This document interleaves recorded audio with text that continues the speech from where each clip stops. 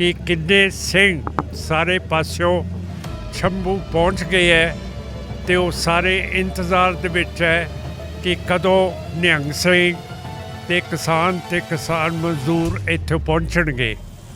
हुण किसान मोर्चा असीं जित लिया, हुण बरगाड़ी दा मोर्चा जितण दी लोड़ है।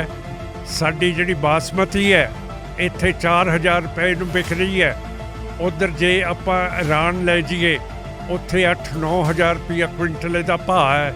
इहदे नाल जिहड़ी साडी गरीबी है ते जिहड़ी बेरोज़गारी वो चक्की जाऊगी। 46 लाख साडा नौजवान बच्चा बेरोज़गार है। ये सारा खपत हो जाऊगा ट्रांसपोर्ट दे विच, खेतीबाड़ी दे विच, ट्रेड दे विच, ਵਪਾਰ ਦੇ ਵਿੱਚ ਜੇ ਆਪਾਂ ਆਜ਼ਾਦ ਹੋ ਕੇ ਲਾਹੌਰ ਦਾ ਬਾਰਡਰ ਖੋਲ੍ਹ ਦਈਏ। TV 84 ਇੰਡੀਆ ਦੇ ਨਾਲ ਜੁੜੇ ਹੋ, ਮੈਂ ਰਜਿੰਦਰ ਸਿੰਘ ਸਭਰਾਜ। ਜਿੱਥੇ ਕਿਸਾਨੀ ਅੰਦੋਲਨ ਜਿੱਤ ਦੀਆਂ ਖੁਸ਼ੀਆਂ ਹਰ ਵਰਗਾਂ ਦੇ ਲੋਕ ਵੱਲੋਂ, ਹਰ ਵਰਗ ਦੇ तमाम ਲੋਕਾਂ ਵੱਲੋਂ ਮਨਾਈਆਂ ਜਾ ਰਹੀਆਂ, ਉੱਥੇ ਸਿੱਖ ਪੰਥ ਦੀ ਮਾਇਆ ਨਾਜ ਹਸਤੀ ਸਰਦਾਰ ਸਿਮਰਜੀਤ ਸਿੰਘ ਜੀ ਵੀ ਨੇ। ਉਹਨਾਂ ਦੇ ਨਾਲ ਗੱਲਬਾਤ ਕਰਦੇ ਹਾਂ। ਭਾਈ ਸਾਹਿਬ ਜੀ, ਸਭ ਤੋਂ ਪਹਿਲਾਂ ਸਵਾਗਤ ਹੈ। ਵਾਹਿਗੁਰੂ ਜੀ ਕਾ ਖਾਲਸਾ ਵਾਹਿਗੁਰੂ ਜੀ ਕੀ ਫਤਿਹ। ਸਾਨੂੰ ਬਹੁਤ ਸਾਰੀ ਕੌਮ ਨੂੰ, ਸਾਰੇ ਕਿਸਾਨਾਂ ਤੇ ਕਿਸਾਨ ਮਜ਼ਦੂਰਾਂ ਨੂੰ ਬਹੁਤ ਭਾਰੀ ਖੁਸ਼ੀ ਹੈ ਕਿ ਮੋਰਚਾ ਸਾਡੇ ਕਿਸਾਨ ਤੇ ਖੇਤ ਮਜ਼ਦੂਰ ਜਿੱਤ ਕੇ ਇੱਥੇ ਆ ਰਹੇ ਹੈ। ਇਹਦੇ ਖੁਸ਼ੀ ਦਾ ਸਬੂਤ ਤੁਸੀਂ ਆਪ ਖੁਦ ਦੇਖਦੇ ਹੋ ਕਿ ਕਿੰਨੇ ਸਿੰਘ ਸਾਰੇ ਪਾਸਿਓਂ ਸ਼ੰਭੂ ਪਹੁੰਚ ਗਏ ਹੈ ਤੇ ਉਹ ਸਾਰੇ ਇੰਤਜ਼ਾਰ ਦੇ ਵਿੱਚ ਹੈ ਕਿ ਕਦੋਂ ਨਿਹੰਗ ਸਿੰਘ ਤੇ ਕਿਸਾਨ ਮਜ਼ਦੂਰ ਇੱਥੇ ਪਹੁੰਚਣਗੇ। ਹੁਣ ਕਿਸਾਨ ਮੋਰਚਾ ਅਸੀਂ ਜਿੱਤ ਲਿਆ, ਹੁਣ ਬਰਗਾੜੀ ਦਾ ਮੋਰਚਾ ਜਿੱਤਣ ਦੀ ਲੋੜ ਹੈ। ਜਿੱਥੇ ਮਹਾਰਾਜ ਸੱਚੇ ਪਾਤਸ਼ਾਹ ਦੀ ਬੇਅਦਬੀ ਪ੍ਰਕਾਸ਼ ਸਿੰਘ ਬਾਦਲ ਨੇ, ਸੁਖਬੀਰ ਸਿੰਘ ਨੇ, ਸਮੇਤ ਸਿੰਘ ਸੈਣੀ ਨੇ ਤੇ ਸਰਸੇ ਸਾਧ ਰਾਮ ਰਹੀਮ ਨੇ ਕਰਵਾਈ ਹੈ, ਉਹ ਸਾਨੂੰ ਸਮਝ ਨਹੀਂ ਆਉਂਦੀ। ਨਾ ਸੈਂਟਰ ਤੇ ਨਾ ਪੰਜਾਬ ਦੀ ਗਵਰਨਮੈਂਟ ਅੱਗੇ ਚੱਲ ਰਹੀ ਹੈ ਇਹਨਾਂ ਨੂੰ ਗ੍ਰਿਫਤਾਰ ਕਰਨ ਦੇ ਲਈ। ਪਰ ਜਿਹੜੇ ਹਾਈ ਕੋਰਟ ਦੇ ਜੱਜ ਹੈ ਉਹਨਾਂ ਨੇ ਵੀ ਇਹਦੇ ਉੱਤੇ ਰੋਕ ਲਾਈ ਹੈ। ਇਹ ਅਸੀਂ ਸਮਝ ਨਹੀਂ ਸਕੇ। ਇੱਕ ਜੱਜ ਸ਼ਿਕਵਤ ਹੈ, ਇੱਕ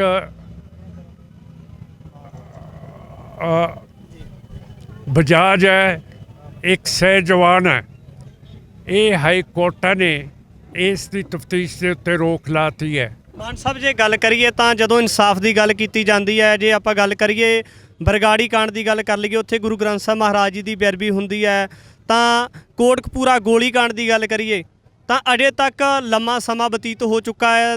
ਸਰਕਾਰਾਂ ਦੀ ਵੀ ਜਿਹੜਾ ਸੀ ਤਬਦੀਲੀ ਹੋ ਚੁੱਕੀ ਹੈ, ਪਰ ਜਿਹੜਾ ਇਨਸਾਫ ਹੈ ਉਹ ਕਿਉਂ ਨਹੀਂ ਮਿਲਦਾ? ਜਿਹੜੇ ਆਮ ਲੋਕ ਹੈ, ਜਿਹੜਾ ਘੱਟ ਗਿਣਤੀਆਂ ਆ ਭਾਰਤ ਦੇ ਵਿੱਚ, ਉਹਨਾਂ ਵਾਸਤੇ ਜਿਹੜਾ ਇਨਸਾਫ ਹੈ ਹੋਰ ਤਰੀਕੇ ਦਾ ਹੈ, ਪਰ ਜਿਹੜੇ ਭਾਰਤ ਦੇ ਖਾਸਮ ਖਾਸ ਹੈ ਉਹਨਾਂ ਵਾਸਤੇ ਇਨਸਾਫ ਹੋਰ ਤਰੀਕੇ ਦਾ ਹੈ, ਪਰ ਘੱਟ ਗਿਣਤੀਆਂ ਵਾਸਤੇ ਇਨਸਾਫ ਕਿਉਂ ਨਹੀਂ ਬਰਕਰਾਰ ਰੱਖਿਆ ਜਾਂਦਾ?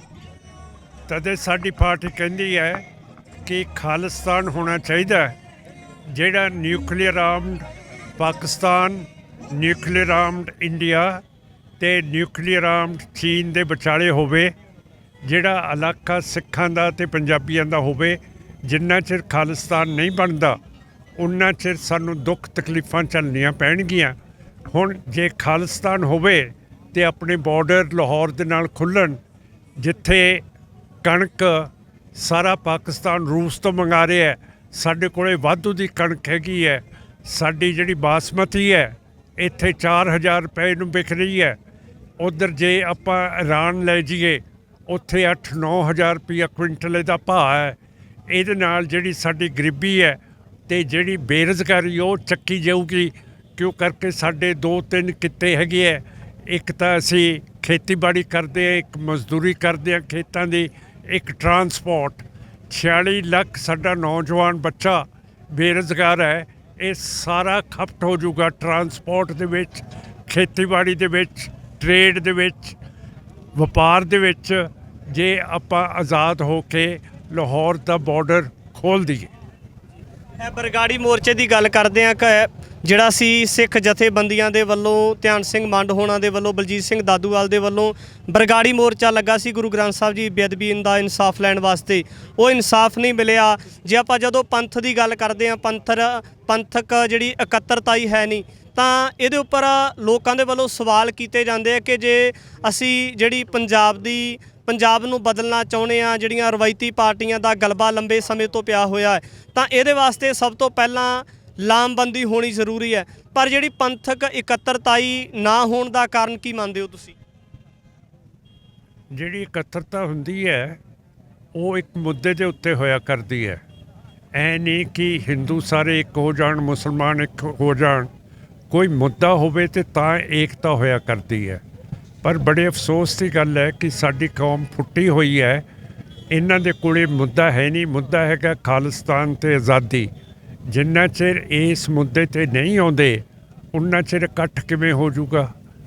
ਸਾਰੇ ਖਿਲਰੇ ਪਏ ਹੈ, ਕੋਈ ਬਾਦਲ ਦਲ ਨਾਲ, ਕੋਈ ਕਿਸੇ ਦੇ ਨਾਲ, ਤੇ ਹੁਣ ਰੇਸ ਲੱਗੀ ਹੋਈ ਹੈ ਬੀਜੇਪੀ ਦੇ ਨਾਲ। ਸਮਝੌਤਾ ਕੌਣ ਪਹਿਲਾਂ ਕਰੂਗਾ? ਬਾਦਲ ਦਲ ਨੇ ਤਾਂ ਕੀਤਾ ਹੋਇਆ, ਹੁਣ ਛੋਟੇਪੁਰ ਜੀ ਚਲੇ ਗਏ ਹੈ, ਫਿਰ ਇਹ ਉਹ ਅਟਵਾਲ ਸਾਹਿਬ ਚਲੇ ਗਏ ਹੈ ਬਾਦਲ ਦਲ ਬੀਜੇਪੀ ਦੇ ਵਿੱਚ। ਮੇਰਾ ਕਹਿਣ ਦਾ ਮਤਲਬ ਹੈ ਕਿ ਇਹਨਾਂ ਨੂੰ ਦਿਖਦਾ ਨਹੀਂ ਕਿ ਸਿੱਖ ਗੁਲਾਮ ਹੈ ਅੱਜ, ਤੇ ਇਸ ਨੂੰ ਗੁਲਾਮੀ ਦੇ ਵਿੱਚੋਂ ਕੱਢਣਾ ਪੰਜਾਬੀਆਂ ਨੂੰ ਤੇ ਸਾਰਿਆਂ ਨੂੰ। ਇਹ ਤਾਂ ਸਾਫ਼ ਮੁੱਦਾ ਦਿਖਣਾ ਚਾਹੀਦਾ।